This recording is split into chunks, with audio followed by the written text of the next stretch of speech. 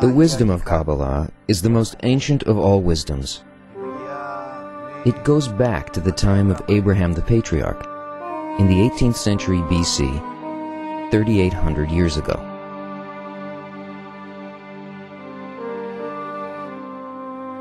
Abraham the Patriarch was an ordinary Bedouin tribesman in Babylon who discovered the existence of godliness, a reality outside of this world.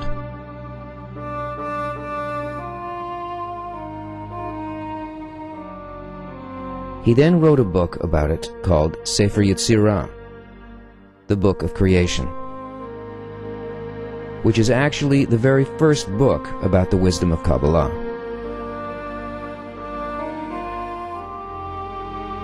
There were many more Kabbalists after him. His disciples, his sons, and his grandsons, all of them engaged in Kabbalah until the second disclosure of the wisdom by Moses during the Exodus from Egypt.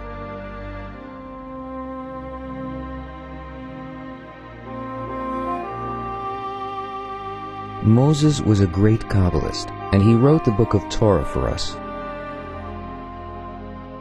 In it, he expressed his own revelations about the upper world, but in a different way. While Abraham wrote in names, Sephirot, and Parsufim, Moses expressed himself in a different language, the language of branches.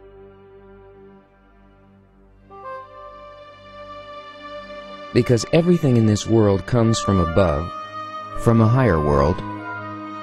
As it is written, there is not a blade of grass below that has not an angel above it that strikes it and tells it, grow.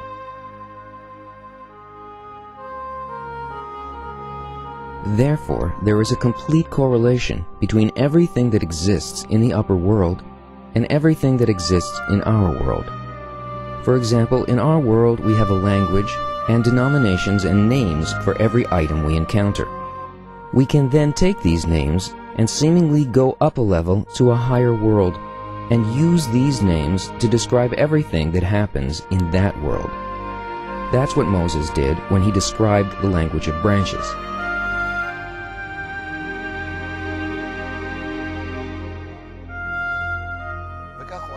Thanks to him, we now have the Book of Torah.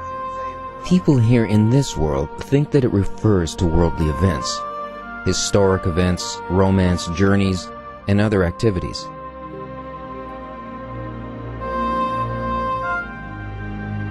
But those on a higher plane, which Moses wished to describe, know that Moses wasn't writing about our world, but about what is in the upper world. He was describing the upper governing higher providence, how souls ascend and descend, their incarnations, and the entire upper system.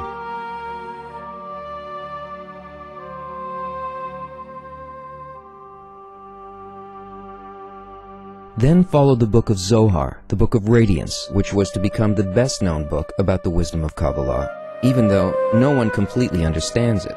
The Zohar is written in the language of Midrash.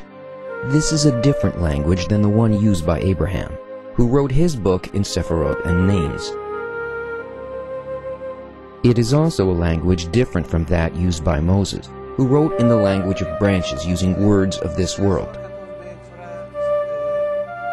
The Zohar is written like a fiction. It is imaginary and poetic. It seemingly speaks of this world and the upper world, but it's a language of legends called the language of Midrash.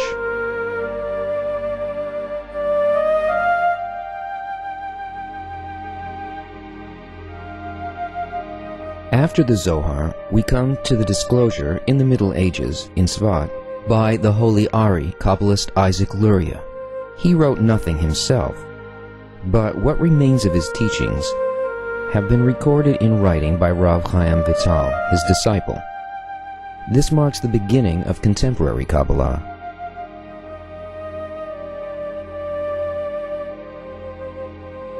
Then came the time of Hasidism, and the evolution of the wisdom of Kabbalah in the 17th and 18th centuries,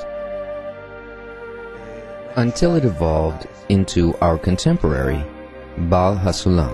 Rabbi Kabbalist Yehuda Ashlag.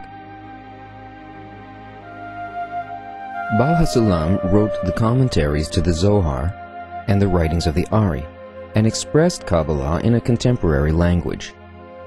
He wrote Talmud Eser Sephirot, the study of the 10 Sephirot, as a scientific book. It was written academically and very precisely, with a glossary, questions and answers, a complete textbook suitable for our times.